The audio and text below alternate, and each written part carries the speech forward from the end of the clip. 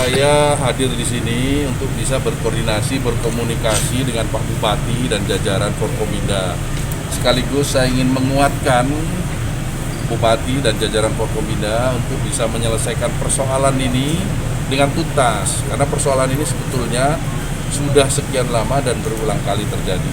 Pemerintah daerah sudah aktif, sudah memberikan katakanlah penanganan, dan saya mengingatkan bahwa penanganan kasus yang terakhir ini kita mengacu pada Undang-Undang Nomor 7 Tahun 2012 tentang penanganan konflik sosial.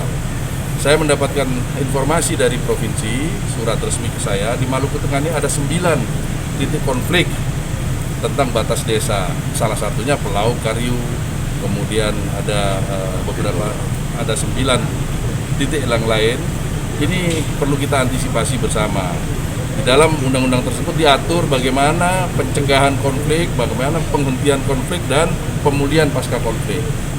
Yang di Pelau Kariu, kita sudah masuk tahap pemulihan pasca konflik. Itulah yang tadi kami bahas bersama, bagaimana nanti teknisnya agar saudara-saudara kita yang dari Kariu, yang sementara ini di Aboru, bisa tetap diberikan hak-hak hidupnya sebagai warga negara, dan kita pikirkan bagaimana nanti kembali ke tempatnya.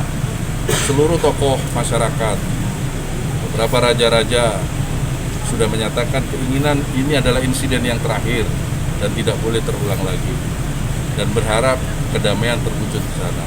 Maka hari ini saya hadir di sini ingin langsung melihat juga salah satunya Kabupaten Masohi ini, Kabupaten Maluku Tengah yang ada di Masohi ini, dan kita berdiskusi bagaimana langkah ke depan. Ini harus cepat ya, karena saudara-saudara kita di Aboru, yang dari Kariu juga harus segera dapat penanganan yang layak, yang baik, dengan melibatkan seluruh stakeholder yang ada. Terima kasih sudah nonton.